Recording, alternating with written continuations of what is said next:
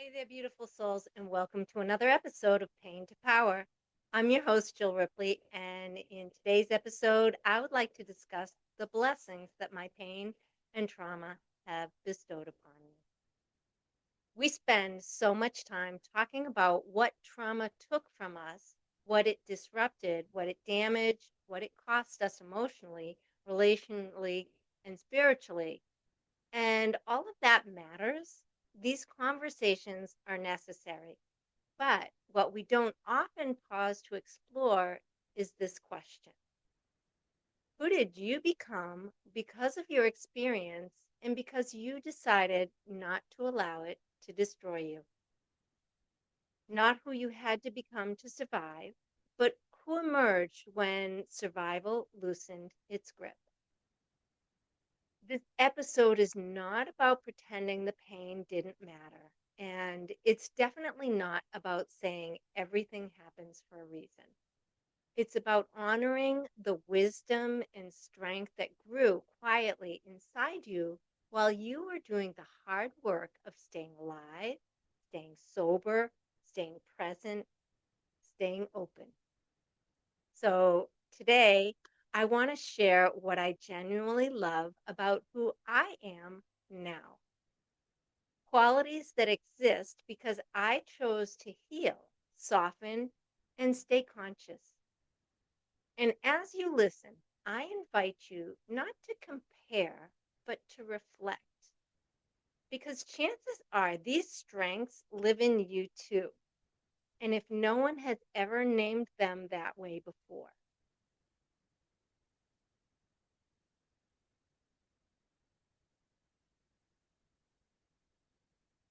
and as you listen, I invite you not to compare, but to reflect, because chances are these strengths live in you too, even if no one has ever named them that way before.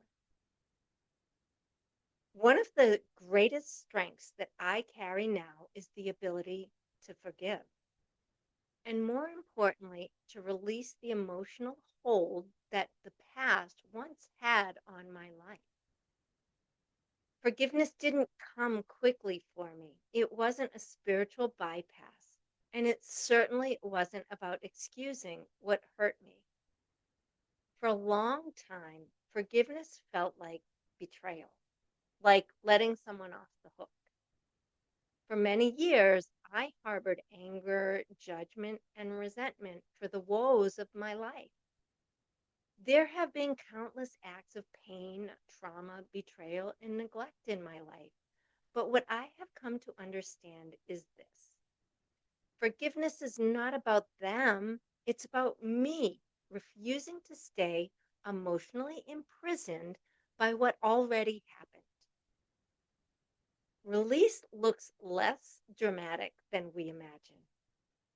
It looks like thinking about the past without your body bracing, remembering without reliving, and acknowledging what happened without needing to retell it over and over.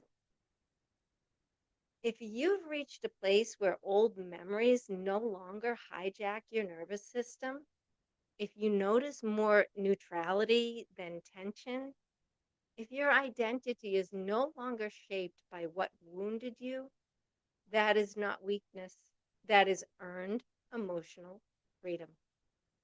And for this, you should be immensely proud of yourself. I would like to share some of the ways that I have grown and what it's meant for me at this point in my journey. And hopefully, by putting it out there, I can help others to see how pain can be a powerful instrument for growth. Trauma often teaches us that control equals safety. If I can predict everything, if I can manage every outcome, if I can stay 3 steps ahead, then maybe nothing bad will happen again. Letting go of that belief has been one of the most profound shifts in my life. I love that I no longer feel the need to control every detail, conversation, or outcome. I love that I can sit in uncertainty without spiraling. This didn't come from passivity, it came from resilience. Because when you've already survived what you once believed would destroy you, something changes inside you. You begin to trust yourself more than circumstances. If you've noticed yourself releasing rigid expectation, choosing peace over control, or allowing life to unfold without gripping the wheel so tightly, that is not giving up. That is deep self trust born from experience.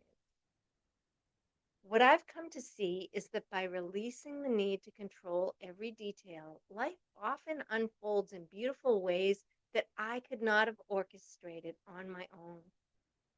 Putting trust in higher guidance and allowing things to unfold naturally relieves you of the burden of the hamster wheel of thought that exhausts us, often to no avail. One of the quiet strengths that I cherish most now is humility, not the kind rooted in self doubt or self minimalization, but the kind that comes from knowing I am human, fallible, and still learning. I make mistakes. I misjudge situations. I say things I wish I'd said differently. And instead of collapsing into shame or defensiveness, I now ask, what can I learn here? How can I make this right? What repair is possible? That's growth. And if you've reached a place where accountability doesn't feel like an attack, you can apologize without abandoning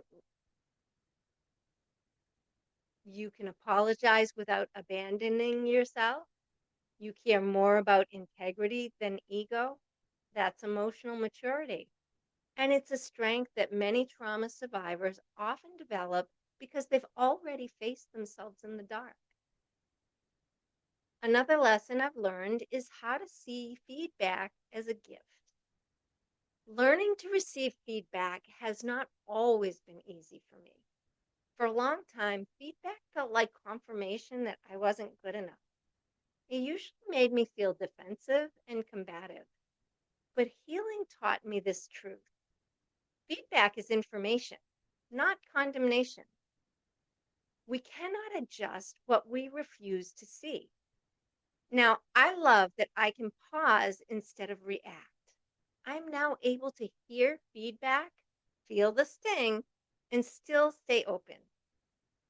If feedback is given with good intention, it can be life changing. I love that I can take what's useful and leave what's not without internalizing shame. And let me say this clearly: feedback delivered with malice or cruelty does not deserve your energy. You are allowed to reject criticism that comes from a negative place. If you're at a place where you can sit without, if you're at a place where you can listen without shutting down, you're curious instead of defensive, and you can allow feedback to refine you, not define you, that's self respect. And that is growth rooted in safety, not fear. Adaptability encourages another quality that the twists and turns of life have blessed me with. Hardship taught me how to adapt, how to meet life as it is, not how to think, not how I think it should be. It taught me how to pivot when life didn't go according to plan, how to face fear without pretending I wasn't scared, how to move forward even when I didn't feel ready. Courage isn't loud, it's not dramatic. Courage is taking the next step while your knees are shaking. If you've rebuilt parts of your life you never imagined rebuilding, if you've chosen growth even when it costs your comfort, if you've walked into the unknown because staying stuck felt worse, you are courageous, whether you call yourself that or not. I've I've learned to come home to myself, Stillness used to feel unbearable. Silence amplified everything I was Silence amplified everything I was trying not to feel. But meditation changed my relationship with myself. It taught me that stillness isn't emptiness, it's presence. It's coming back to your true essence, pure consciousness, pure awareness, pure peace. Now, I love that I can sit quietly without needing distraction. I love that I can be alone without feeling lonely. I love that my nervous system knows how to settle. If silence no longer scares you, if rest feels restorative instead of lazy, if being with yourself feels safe, that is healing happening beneath the surface. One of the most beautiful strengths that emerged for me is empathy. Being an empath allows me to connect with people on a level that goes far deeper than surface level engagement. I can feel compassion without losing myself. I can help without rescuing. I can care without self betrayal. And